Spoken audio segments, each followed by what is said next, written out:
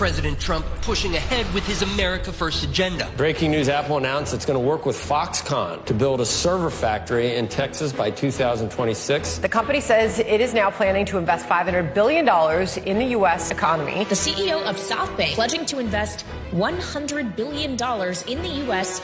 over the next 4 years. This is President Trump delivering on the promise he made to the American people on the campaign trail. The idea is come to America, build greatness in America, build for the American customers. Project Stargate. It's a joint venture between SoftBank, Oracle, and OpenAI, and they're going to create a data center that will eventually be expanded to other states. Shows people are listening to Mr. Trump's pitch to bring new industry to America. This is the latest pledge from a foreign business leader promising to spend big in the U.S. as a result of Trump's election victory. Founder of the property development company DeMac Properties is pledging the money. President Trump announcing $100 billion investment from Taiwan Semiconductor, bringing the company's total American investments to $165 billion. The most powerful AI chips in the world will be made right here in America. Things happen so quickly in the Trump world, right? It's 100 days. Right. It feels like it's 100 months. This is leadership. This is taking control of the problem for military, for everything, for industrial, for our economy. Even if it causes short-term pain, the reality is it is the right decision.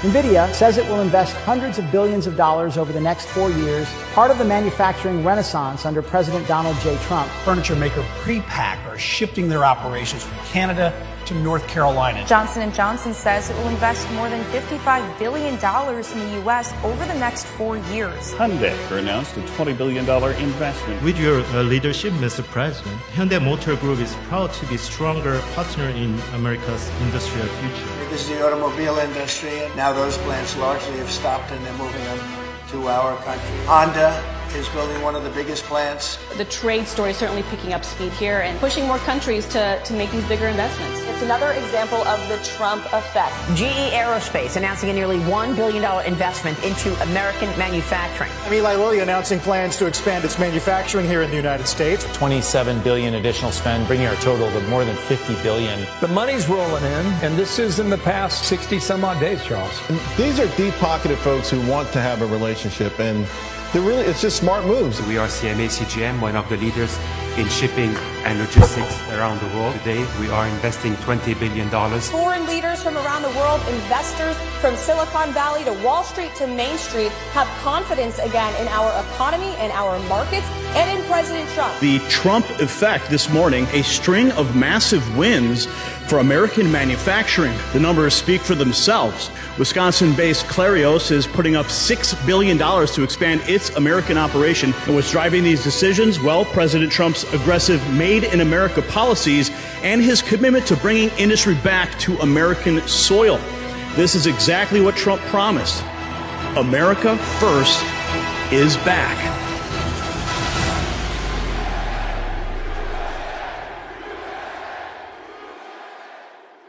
And I'm joined now by someone who's at the front lines of what is becoming a trade war between the United States and Canada, Doug Ford, who is the Premier of Ontario.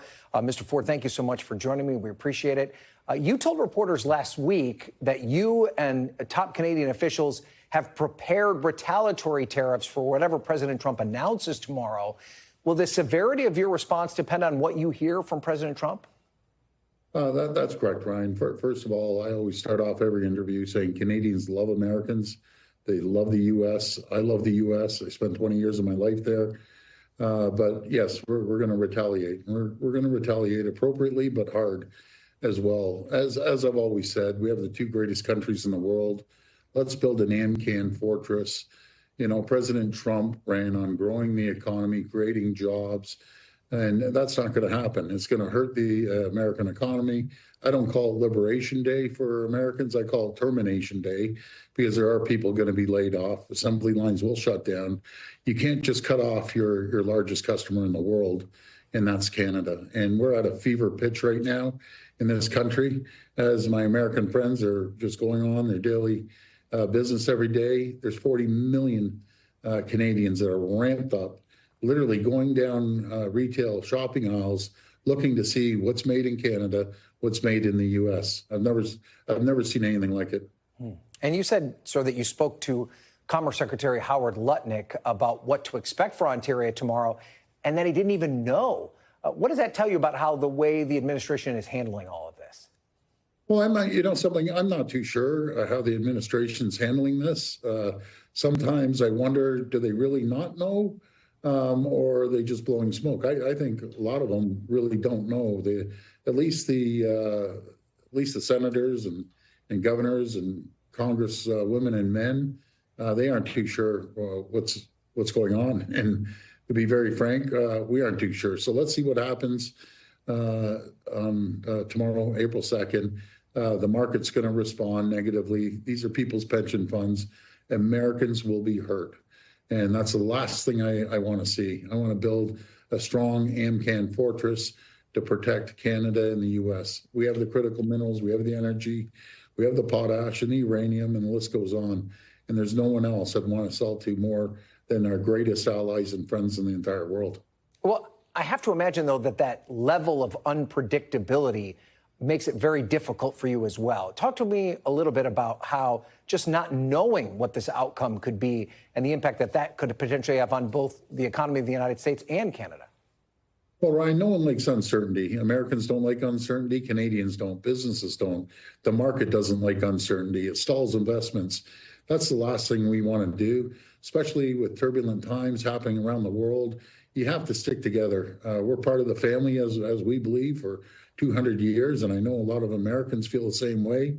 We're there to support our greatest friends and allies. We'll always be there, but we can't be under attack by one person. When we spoke to you last month, you said that you rescinded your threat to impose a surcharge on electricity imports to the U.S. Are you prepared now to go forward with that charge if the new tariffs are imposed against Canada and Ontario in particular?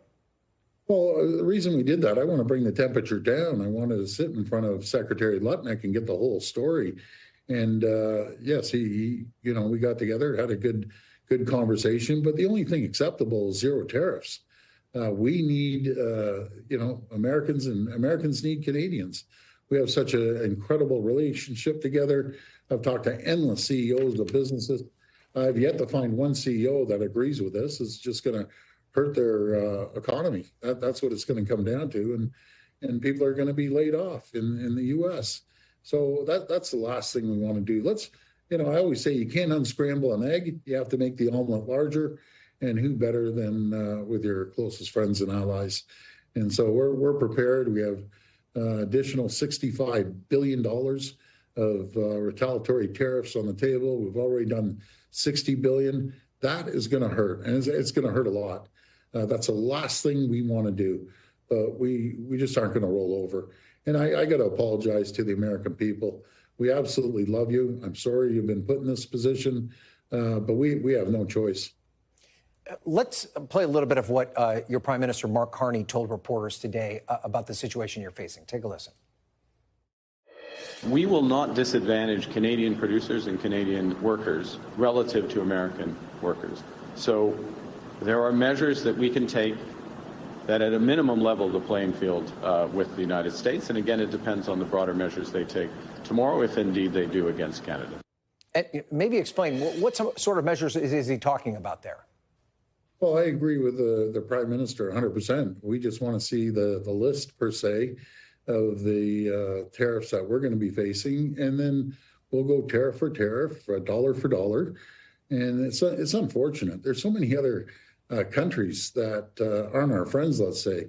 We need to be focused on China, not your closest friend in the world, part of the family, Canada. It's just the wrong thing to do. We're the #1 trading partner to 28 states across the country. Just Ontario alone, 9 million Americans wake up every morning to produce products for Ontario alone. And what's happening with the retailers and other people, they're trying to onboard people that make a certain widget. Let's bring them to Ontario. We'll give them an incentive. The government will help you build the building, give you tax breaks, just to onboard into Ontario or somewhere in Canada. And that's going to cost American jobs. This is the most ridiculous thing I've ever seen. Let's work together. Let's be the two strongest nations in the world. All right, Premier Ford, as a Western New York native, I spent a lot of time in your province, a beautiful part of the world. So it was great to talk to you, and we'll have to see what happens tomorrow. Thank you so much for joining us. Well, God bless America. God bless Canada.